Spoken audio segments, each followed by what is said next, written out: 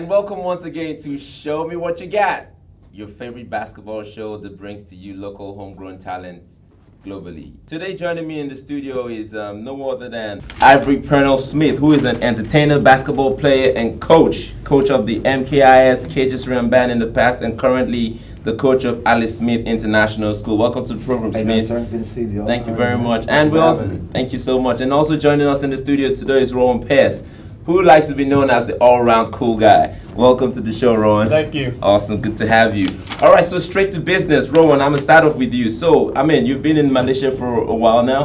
Yeah, this is my second time around in Malaysia. Oh, awesome. So this time 8 years, and been playing basketball for the entire 8 years. Awesome. So getting to know everyone in the basketball community. And what has the experience been like for you playing here? Really interesting. You know, when I first arrived, it was hard to get into the basketball program, hard to get into the local scene. As a foreigner coming in, it was difficult to break in, and I think most foreigners face that. But now, once you're in, you're good. That's you get right. to know everyone, you get to know all the local courts, you get to know most of the guys on the courts, and just guys who are keen to play ball. That's right. And So Ivory, you've been here for a minute. Forever. You've been here forever. Forever. You know, what has the experience been like for you? You've been through a lot of transitional processes. You know, managements have come and gone, leagues have come and gone. You've seen players after players and that. How's the experience been like for you? I think overall it's been a great experience, but in the beginning when I first came in, like Rowan, it was hard to get myself adjusted with the fine places to play basketball and stuff like that. But overall, the experience has been great, and I think now Malaysia has grown a lot in terms of basketball, youth basketball, and they have the KL Dragons, have so many different opportunities. NBA, ex-NBA players are coming. There's a lot of opportunities here, so it's been great, and I'm glad to be a part of it. Awesome. You're a performer and entertainer. You dance, you host events and all that, you perform as well. How do you juggle playing basketball with performing actively? Well, it's all about balance. All about balance. Yeah. And I love basketball. I've been playing since I was a young kid, all through high school until now, and I really enjoy it. So it's just all about balance. And I know that we have pickup games. We have Tuesday, Wednesday, Thursday, and then also we have the weekend league. So it's just about balance everything. And I don't sleep very much. You need to get some rest, Ivory. All right, Rowan, you're a two-time winner of the Stats Sports League, Gold Division. How did that come to you? Putting together good teams. Yeah. You need 10 guys, 12 guys who can all play, guys who know their role. That's role right. players. You need role players. That's right. So every year we try to scout the right sort of guys who fit into this philosophy, guys who aren't afraid to not get 20 points a game, but 20 rebounds a game. Yeah. That's been our team philosophy. And make sure they pass them the ball. I know about that. Get out of the way. Somebody's got to shoot, right? That's exactly right. I know Rowan. Rowan is always on. He doesn't pass to me, so he's not on this team. So what about the growing influence of basketball in Malaysia? What has that been like for you? It's growing at exponential rates. We're seeing a lot more international players, like Ivory said. It's getting international exposure with foreign guys who are known globally coming to Malaysia. And Malaysians are much more receptive to foreign basketball now. That's right. So they've recognized that you need to integrate, you need to mix, you need to appreciate European basketball, you need to appreciate Australian basketball, you need to appreciate other Southeast Asian basketball. So that's been a growing thing, and I think that's a great thing. I'd like to comment on it. I think also basketball is a global game, Yeah. and we have to learn from each other. If you look at the NBA, you got players from all over the world. You got Asians, you got Europeans, you got Americans, so it is a global game. And once you recognize that it's a global game, because also myself, I learn a lot from the local players as well. Yeah.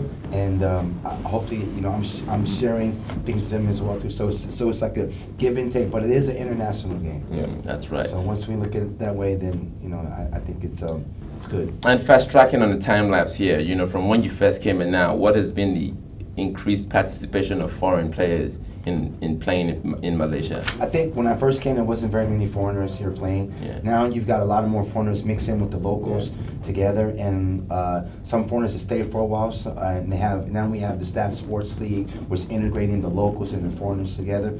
And I think it's just good. It's you see a lot of the local players getting better. And when I first came, a lot of locals were kind of afraid to mix with the foreigners, but now I think it's more confident now, and the local guys are getting more involved, and it's actually increasing the level of the local players here. The play of the locals is getting much better in Malaysia. That's right. In my opinion. That's right. And talking about coaching, I mean, you've coached a number of schools, and you've coached in a lot of competitions as well. What has that experience been like on the coaching side of the gig? It's been fun. I'm working for international school, which means I have locals, I have foreigners, I have my team it's a lot of different cultures mixed together. And as a coach, it's been a great experience because I'm coming together and working with kids from different backgrounds, different come from different countries. It's been good because it's something that I look forward to, and I think that the growth has been it's been fantastic. I think basketball in Malaysia is really on the upswing right now, and as a coach, it's been a great experience for me.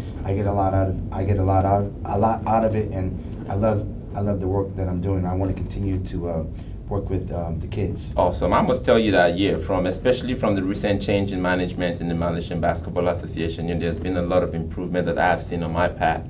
I think they're more dedicated to making basketball better here. And I think there's going to be a lot of change and growth in recent time to come. But overall, in the whole view of it, what do you think, Rowan? I get to you on that. What do you think can be done more now to increase or up the level of basketball here? Oh, that's a big question. Firstly, grassroots. Yeah. Basketball has to be improved at the grassroots level, and that's fundamentals. That's true. So fundamentals don't come when you're at a national level, when you're at a state level. It's too late. You need to get fundamentals to kids, 5-year-olds, 10-year-olds. These are the kids that need to be taught fundamentals on the street in every single school here in Malaysia. That's right. They need to be taught at playgrounds by guys who know fundamentals and know how to teach it. Guys who are just interested in the community. This is what needs to happen in Malaysia at a grassroots level. And then when you get to the higher levels, that will all become very natural to players once they're entering to the national level. That's right. Nothing needs to be taught there except team strategy. Individual development has already happened, and you continual development obviously throughout your career, but as a team coming together, it's just easier for the coach to pull a team together if everyone's got the core strength already and the core fundamentals. That's right. Yeah, so I think those are the main things. I'd like to feedback on that a little bit. I agree with him. I think that what I've noticed when I first came is that a lot of local, they didn't have the basic fundamentals of basketball. And for myself, growing up in the United States, we learned those fundamentals at a very, very young age. I noticed that in Malaysia that I could have players that could be teenagers, it could be older guys, that they just didn't, some of them were lacking the basic fundamentals of the game. But like Rowan was saying, that if you get it more grassroots and get more camps, more foreign coaches, more integration, I think that can turn around. I think it's starting to happen now. And coaches like myself, I'm working in primary school, and I'm starting to develop those kids at a much younger age. So I think it's good. It's good. It's moving in the right direction. I'll just make one more comment. If you look at a sport that Malaysia is really successful at, badminton. What are badminton players taught in Malaysia, and when are they taught this? Kids are playing on the street when they're 5 years old. That's right. That's why Malaysia's in the first or second every year. This needs to happen for other sports too. Yeah, I think that's really key for any sport. For you to be successful in any sport, I think that's really key and important. And before the show, we're actually talking about Klay Thompson and Stephen Curry. I like to be in the middle. I like to be on the borderline of stuff. So everyone thinks I be saying things that I don't even understand what y'all think. But I've always been saying that Klay Thompson is a better player than Stephen Curry. He's a better shooter than Steph Curry, just because Steph Curry has the green light to do whatever he has to do. This playoffs will show who the better player has been between the two of them. But I guess my guests have a different take. Ivory, what you think about that? Okay, well, when you first talked to me a few years ago, you were telling me about Klay Thompson. You said he was a better player than Curry. I'll be honest, I didn't agree with you. Okay. But I've watched Klay over the last year, and this year. And throughout the playoff, he is, I think, a better player than Stephen Curry. Thank you. Because and also he's a better defender. Thank you. Absolutely. Catch and shoot, and he's also guarding the other team's best player, which Steph Curry's not doing. Thank you very much. The only difference is Steph Curry might be a little bit cuter. Okay? Come on.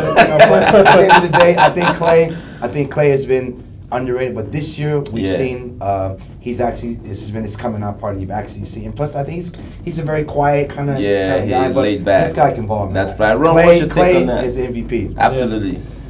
I agree with what Ivory said. You know, he's great. Okay. Play defense. He can shoot. He can do pretty much everything. Yeah. I do think they need each other. If you took one away from the team would suffer. True. They're both critical, and they both play different positions, so you know that True. plays a part. Yeah. Whether Clay is better, he's better this playoffs. I'll give him that. Okay.